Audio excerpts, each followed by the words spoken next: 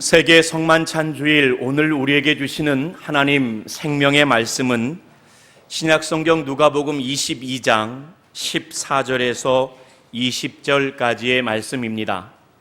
신약 134면에 수록되어 있습니다.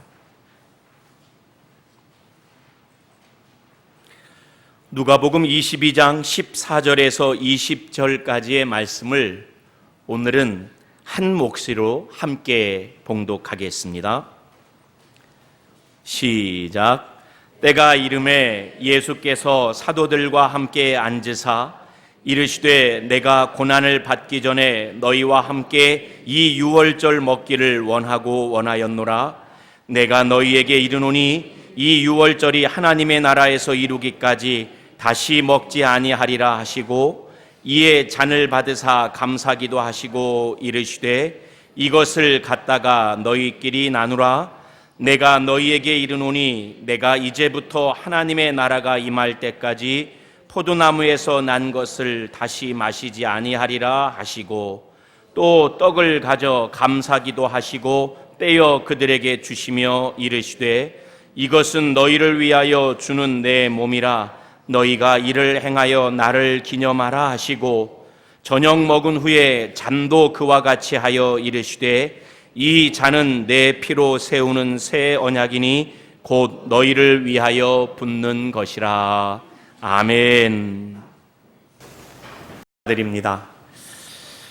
오늘 세계 성만찬 주일, 저는 어떤 교회가 되어야 할까요? 라는 제목으로 조금 짧은 시간 말씀을 전하겠습니다. 오늘은 세계 성만찬 주일입니다. 신구교 정교회를 뛰어넘어 각 교파와 교단을 뛰어넘어 전 세계에 하나님을 아버지라 고백하며 예수를 그리스도라 고백하고 성경을 진리의 경전으로 고백하는 온 세계 교회가 비록 있는 곳 달라 흩어져 있지만 형제됨을, 하나됨을 기억하며 온 세계 교회가 성만찬을 거행하는 오늘 거룩하고 뜻깊고 복된 세계 성만찬 주일입니다. 물론 그렇다고 해서 지금 모든 세계 교회가 성만찬을 거행하고 있지는 못할 겁니다. 각 교회의 형편 따라 그리하겠지만 저희 교회는 사분기를 시작하는 첫 주일, 10월 첫째 주일 세계 성만찬 주일을 기억하여 늘 성찬의 예배를 드리고 있습니다. 성찬 얘기를 제가 계속하고 있는데요. 성만찬은 사실 교회 공동체의 가장 오래된 전통입니다. 몇 달 전 제가 설교한 내용 가운데 혹시 기억하실까요?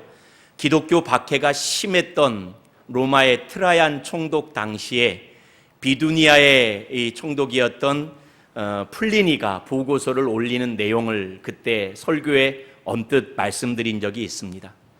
전체 보고서를 다 말씀드리지 않았지만 그때 보고의 내용 가운데 보면 교회 공동체에 대해서 오해하고 있는 한 발을 좀 변론해 주는 부분이 나옵니다.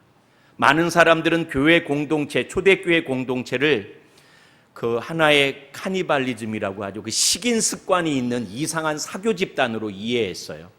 아까 우리 교동문 요한복음 말씀 보시면 나를 먹는 자, 막 이런 표현이 많이 나오잖아요. 그래서 그 공동체에 가면 자꾸만 그 살과 피를 먹는다더라 라는 이야기가 와전되어서 교회 공동체를 식인 습관이 있는 사교 집단으로 오해하기도 할 정도였습니다. 이처럼 교회의 가장 오래된 정통은 성만찬 예전입니다.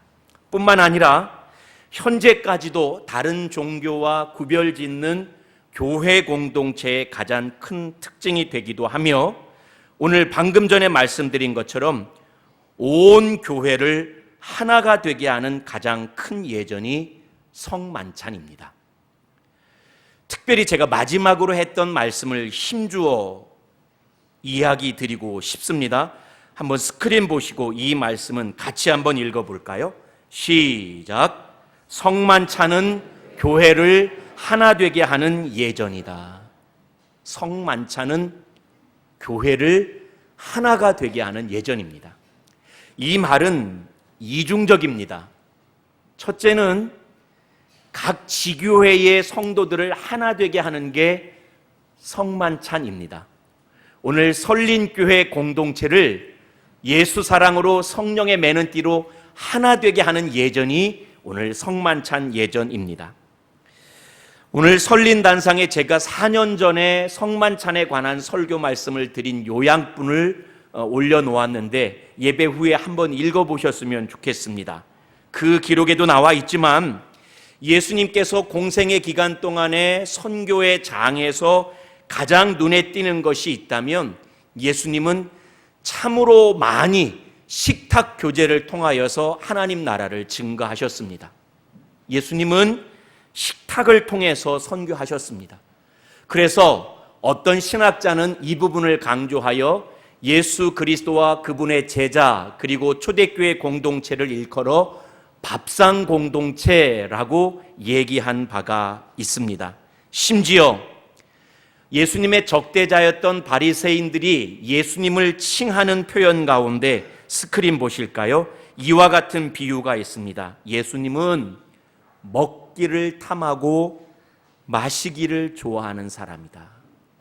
저 예수라는 사람은 참 먹는 거 좋아하고 술 마시는 것 좋아해 라고 부를 정도로 예수님은 많은 식탁에서 교제를 나누시며 하나님 나라의 복음을 증거하셨습니다.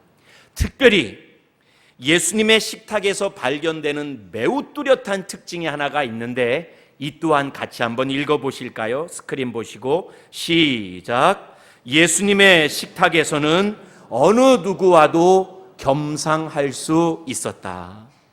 예수님 식탁에서는 어느 누구와도 겸상할 수 있었어요. 100년 전만 하더라도 우리나라에서 부부 간의 겸상하기가, 부모 자식 간의 겸상하기가, 신분 고하에 따라서 서로 다른 신분끼리 겸상하기가 쉽지 않았습니다. 정통 유대인 사회에서는 유대인들이 이방인과 겸상하는 것 혹은 죄라고 인정되어지는 죄인들과 겸상하는 것을 무척이나 꺼려하며 결코 함께 겸상하지 않았습니다. 그런데 예수님의 식탁에서는 방금 읽은 바와 같이 어느 누구와도 겸상할 수 있었습니다. 우리 성경을 통해서 아주 자주 발견되는 문건들입니다. 예수님께서 세리와 창기들과 죄인들과 함께 드셨다, 식사하셨다라는 표현들이 무척이나 많이 등장하고 있습니다. 공인된 죄인, 세리, 어느 누구도 가까이 하기를 꺼려하는 창기, 죄인들이 예수님 식탁에 초대받고 예수님과 겸상하였습니다. 이를 통해 알 수 있는 것, 어느 누구나 예수님의 초대에 응하여 어느 누구나 예수님의 식탁에서 어느 누구나 예수님과 마주할 수 있었습니다. 물론 이 말씀을 오해하지는 마십시오. 죄 있는 모습으로 성찬에 참여하자는 말은 결단코 아닙니다. 그러나 원론적으로는 예수님이 베푸시는 식탁에는 어느 누구나 함께 참여하여 하나가 될 수 있습니다.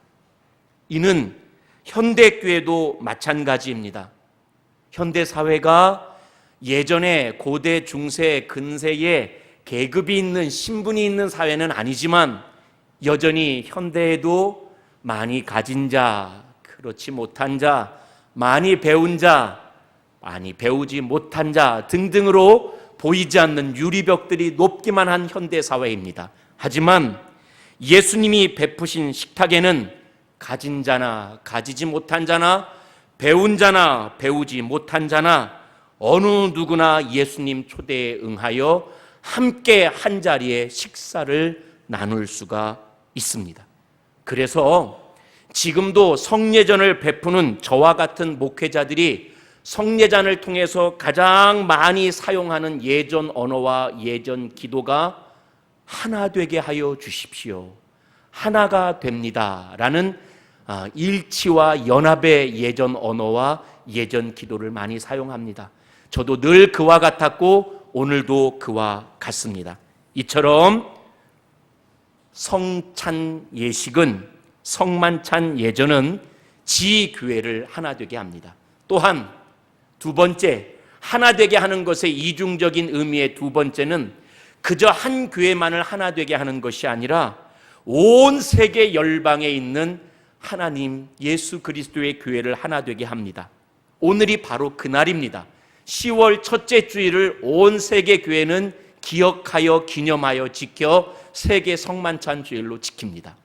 사실 대부분의 그리스도인들은 온 평생을 통하여 4-5개 정도의 교회를 다닙니다.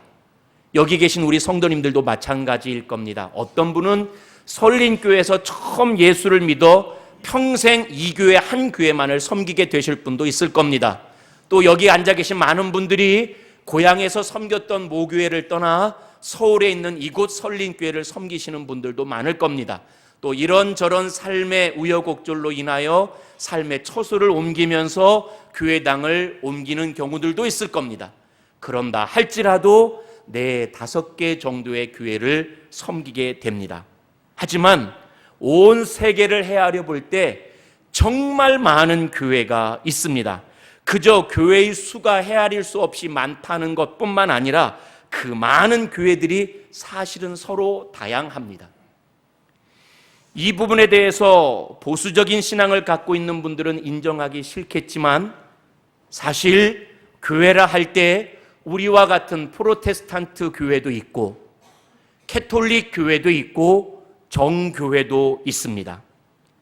또한 서로 다른 종파 아래 보면 여러 많은 교단들이 있습니다. 한국 개신교 안에 장로교단이 있고 성결교단이 있고 침례교단이 있고 감리교단이 있고 등등 많은 교단들이 있습니다. 또 일개 교단 안에는 수없이 많은 교파가 있습니다.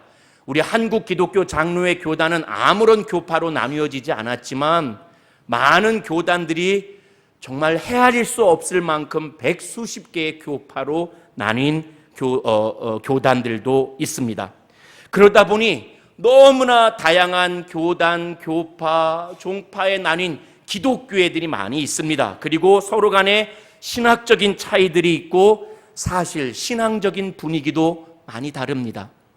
우리 교회의 이웃교회에서 그 교회 사정으로 인해 저희 교회로 전입하신 교우들이 몇 분 있는데 제일 처음에 와서 섬기셨던 교회와 설린교회의 교회 분위기가 많이 다른 것으로 인해 굉장히 어색했던 시절을 지낸 것을 제가 알고 있습니다. 이처럼 교회라 이름하고 있으나 신학적인 차이, 신앙적 분위기의 차이가 여러 가지로 다양합니다.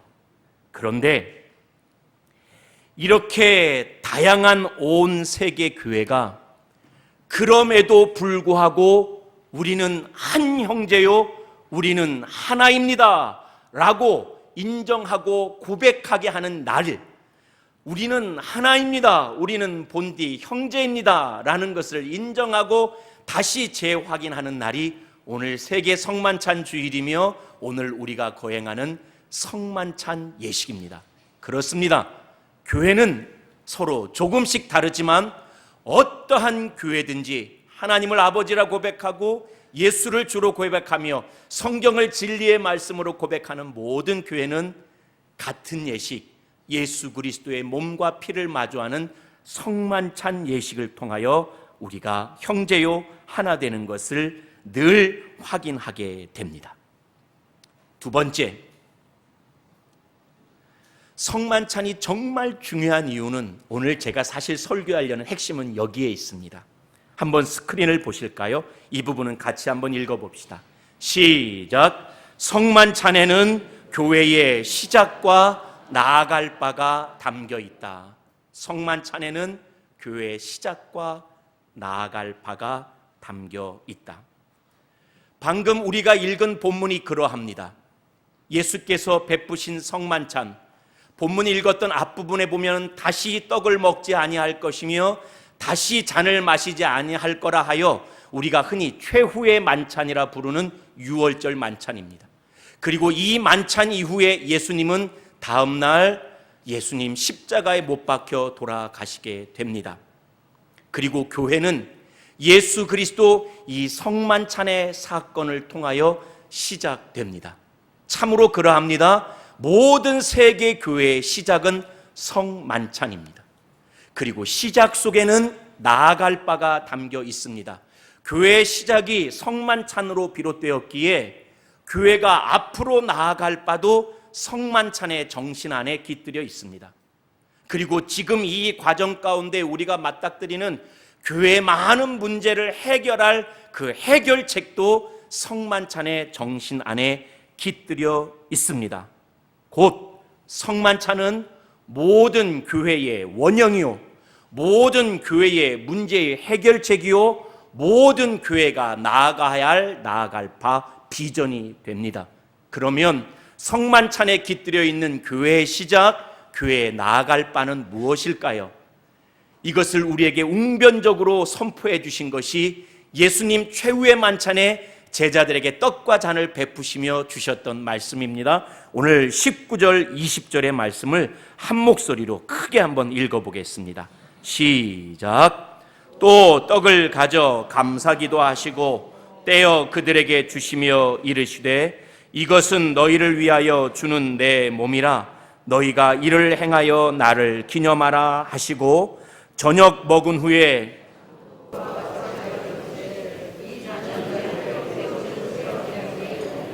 곧 너희를 위하여 붓는 것이라. 아멘.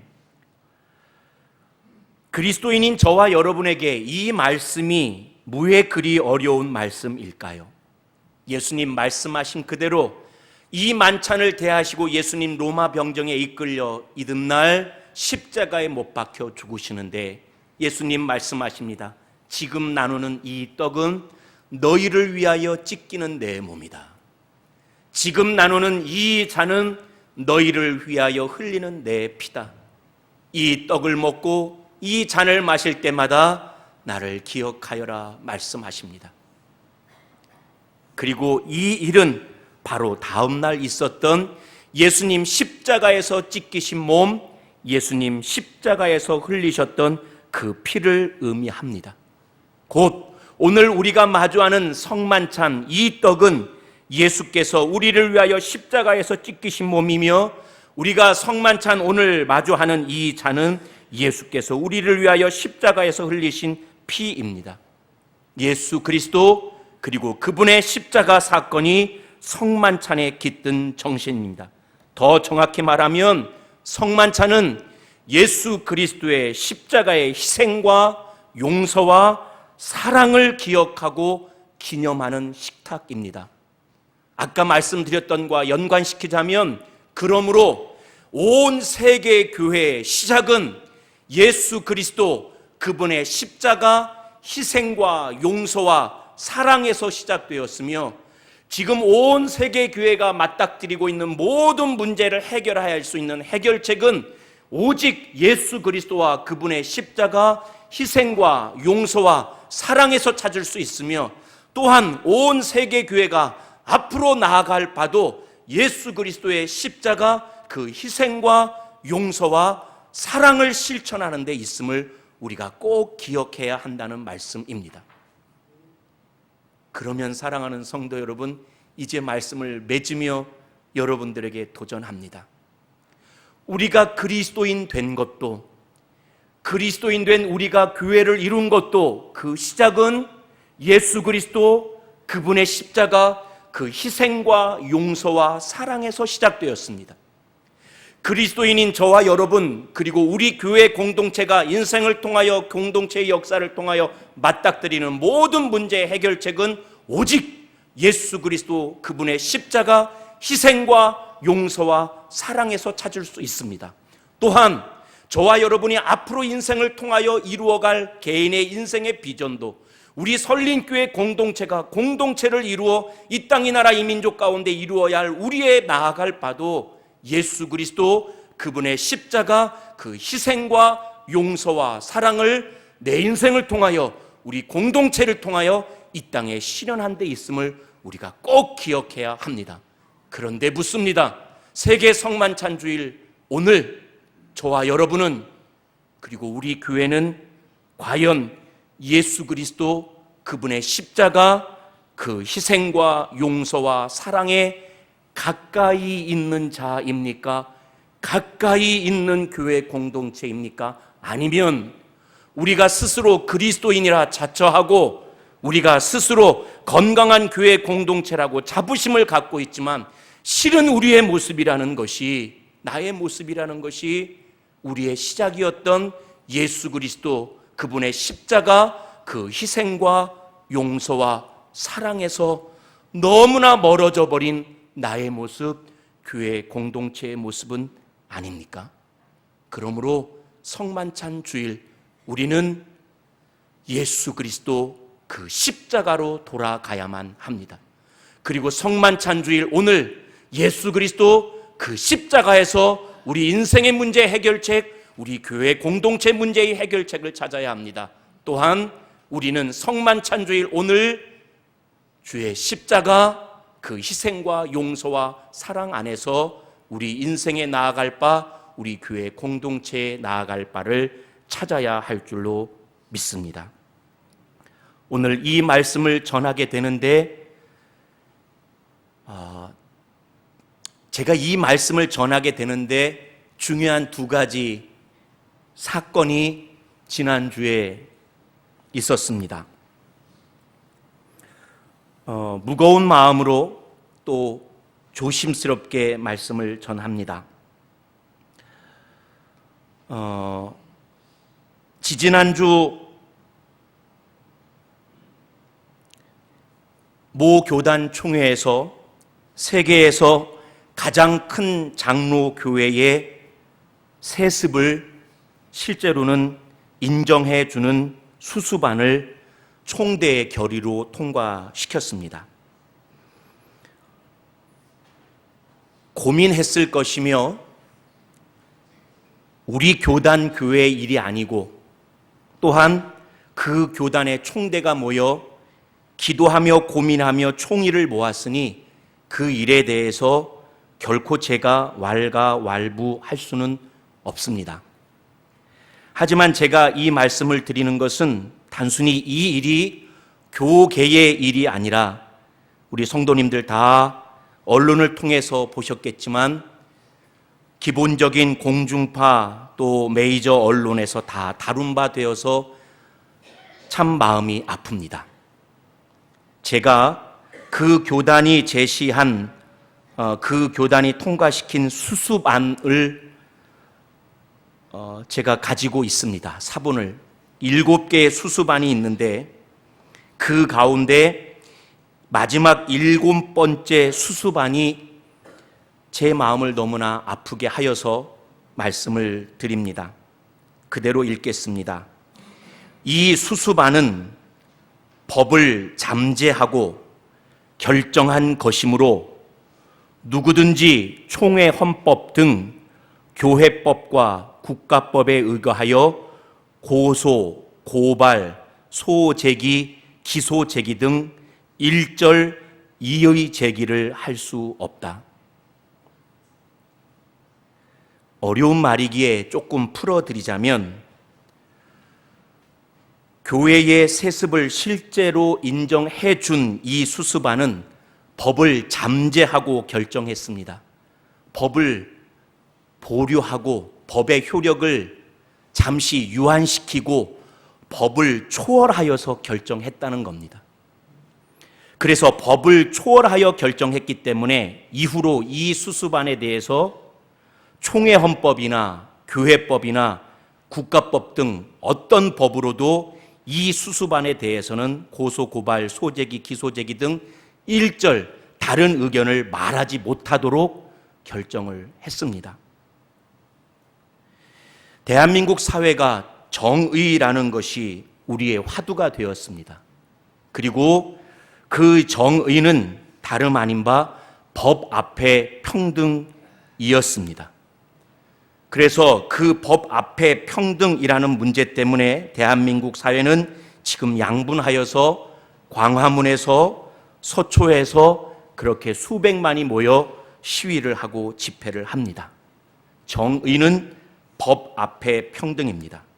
그런데 교회가 법을 초월한 안을 결정하고 그 일에 대해서 결코 아무런 말을 하지 못하게 했습니다.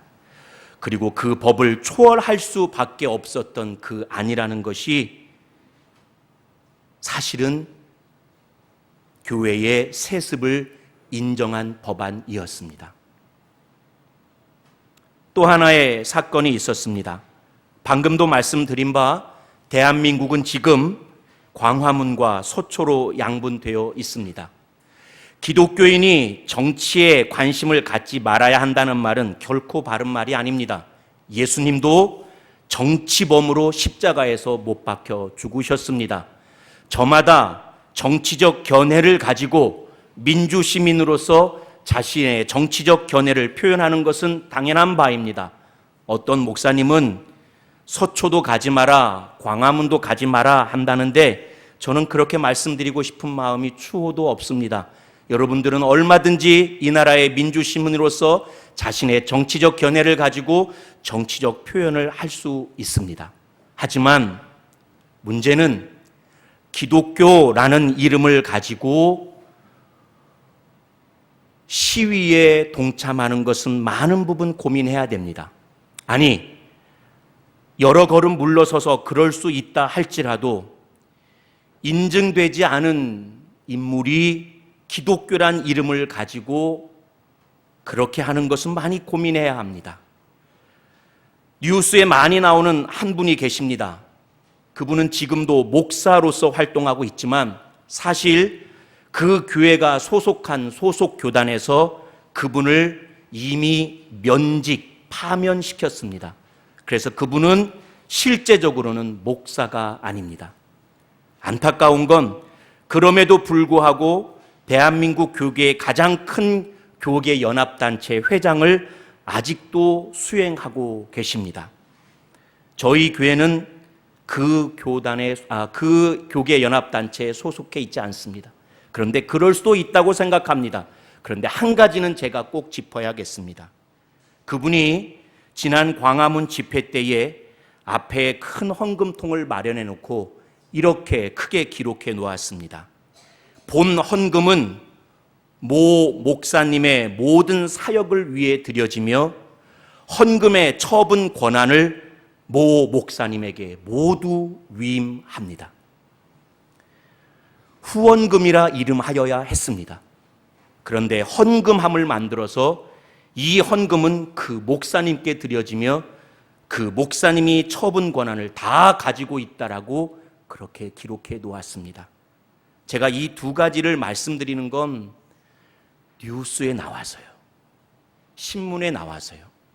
그리고 그 일로 인하여 대한민국의 많은 사람들에게 오히려 선교의 문이 닫히기 때문입니다. 또 이 말씀을 드리는 것은 과연 이러한 모습이 교회의 시작이었던 성만찬 예수 그리스도의 십자가 그 희생과 용서와 사랑에서 얼마나 멀리 떨어진 일인지를 우리가 부인할 수 없기 때문입니다. 사랑하는 성도 여러분, 말씀을 맺으며 다시 한번 도전합니다. 교회는, 그리스도인은 그 시작이 성만찬 곧 예수 그리스도 십자가의 희생과 용서와 사랑입니다. 어떤 문제의 해결책이라도 예수 그리스도 그 십자가의 희생과 용서와 사랑입니다. 교회가 그리스도인이 앞으로 나아갈 바도 예수 그리스도 십자가 그 희생과 용서와 사랑입니다. 그 십자가의 희생, 용서, 사랑, 성만찬의 사건에 가장 가까이 서 계시는 우리 설린교회 성도들, 우리 설린교회 공동체가 되기를 예수 이름으로 간절히 축복합니다.